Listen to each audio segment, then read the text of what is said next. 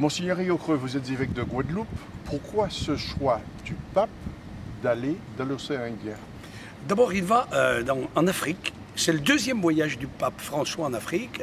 Le premier était en Kenya, Ouganda et donc en Centrafrique, un pays qui a beaucoup souffert, qui souffre beaucoup.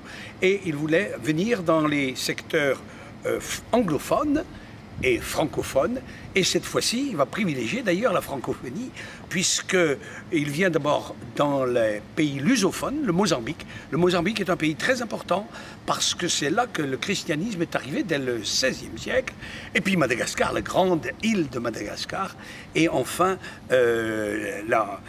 l'île Maurice, et c'est le rappel aussi de ce qu'a fait le pape Jean-Paul II il y a 30 ans précisément.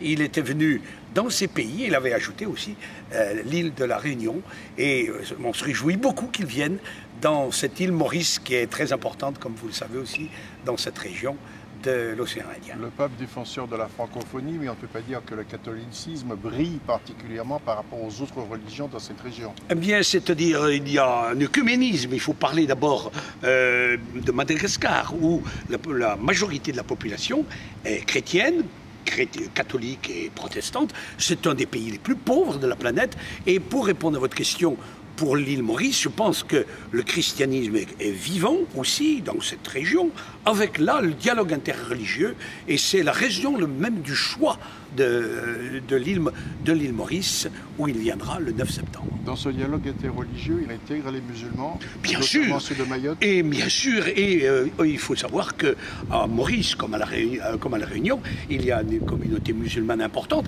et je pense au cardinal Piat, l'actuel évêque de l'île Maurice, comme à Monseigneur Aubry à la Réunion, et qui ont le souci de ce dialogue interreligieux, et le message qu'adressera le pape sera très important, et parce qu'on sent bien que le pape veut aller aussi dans les, comme il avait dit, dans les périphéries. Il ne vient pas dans les grands pays comme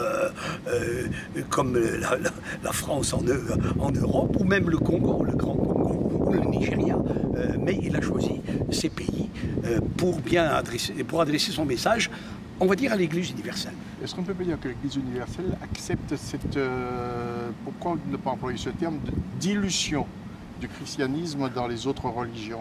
Je ne pense pas, parce qu'il y a dans ce continent africain que le pape Benoît XVI a visité à 2 reprises, et donc il a parlé du continent de l'espérance, c'est-à-dire de l'espérance, ou même le poumon spirituel, pour dire que c'est par rapport aux autres continents.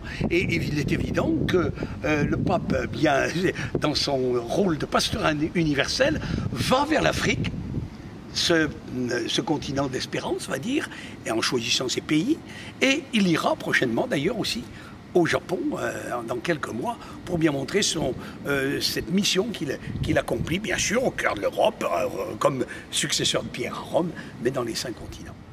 Il est évident que dans cette visite qu'il accomplit à l'île Maurice, c'est bien sûr pour l'île Maurice et Rodrigue, puisqu'il y a là 2 diocèses, mais aussi pour les îles environnantes, et on pense naturellement à la Réunion, on pense à Mayotte et on pense aux îles Seychelles. Et nul doute que pour la messe qui sera célébrée à Marie Reine de la Paix, au cœur de la capitale de Maurice, Port-Louis, ce sera un très bel événement, comme l'Église l'a vécu et le pays l'a vécu en 1989 à l'occasion de la visite de Jean-Paul II.